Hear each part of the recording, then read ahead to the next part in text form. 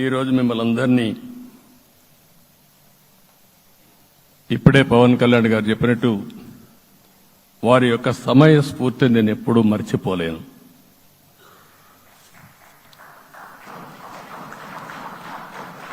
మొట్టమొదటిసారిగా నేను జైల్లో ఉన్నప్పుడు వచ్చాడు.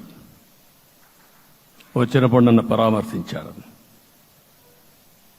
బయట వచ్చి ఈ రాష్ట్రం అంత మునుపు చెప్పినా అంత మునుపు అనేక సందర్భాల్లో ప్రభుత్వ వ్యతిరేక ఓటు చేయకూడదని చెప్పారు. కానీ నన్ను చూసి బయటికి వెళ్ళిన తర్వాత ఈరోజు తెలుగుదేశం జనసేన పొత్తు పెట్టుకుంటున్నామని చెప్పిన మొదటి వ్యక్తి పవన్ కళ్యాణ్ గారు. అప్పటికే బీజేపీతో పొత్తుంది.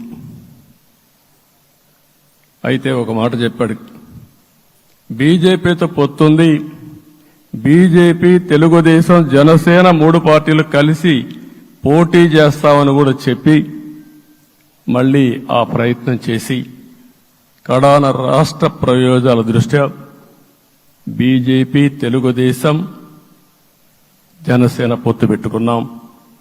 మనస్ఫూర్తిగా ఆయన అభినందిస్తున్నా. ఆ రోజటి నుంచి ఎలాంటి పొరపక్షాలు లేకుండా కలిసి పనిచేశారు. మాకు కొన్ని అనుమానాలు ఉండేటివి. ఓటు ట్రాన్స్ఫర్ అవుతుందా లేదా, ఓటు ట్రాన్స్ఫర్ కాకపోతే ఎక్కడన్నా సీట్లు నష్టపోతామని. అందుకే మీరు ఒకసారి చూస్తే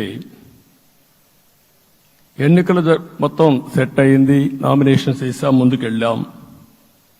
అదే సమయంలో మొట్టమొదటిసారిగా కొవ్వూరులో 3 పార్టీల నాయకులు కలిసి, నేను, పవన్ కళ్యాణ్ గారు, పురంధేశ్వరి గారు ముగ్గురం కలిసి ఫస్ట్ మీటింగ్ అడ్రస్ చేశాం.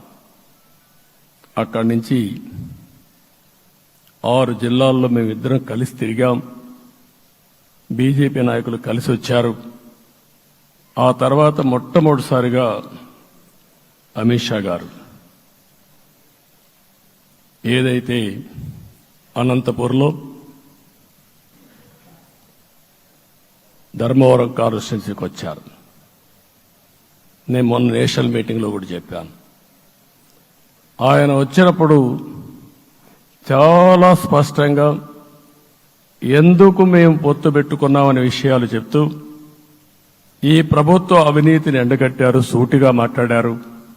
ఆ ఒక్క మీటింగ్తో రాష్ట్రం మొత్తం ఒక నమ్మకం వచ్చింది.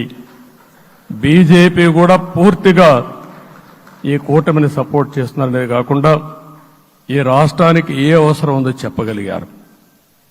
అది అయిన తర్వాత ప్రధానమంత్రి గారు వచ్చారు. మొట్టమొదటి మీటింగ్ మీరు చూస్తే ఇక్కడనే రాజమండ్రిలో పెట్టారు. రాజమండ్రిలో స్పష్టత ఇచ్చారు. దేని అనకాపల్లిలో స్పష్టత ఇచ్చారు.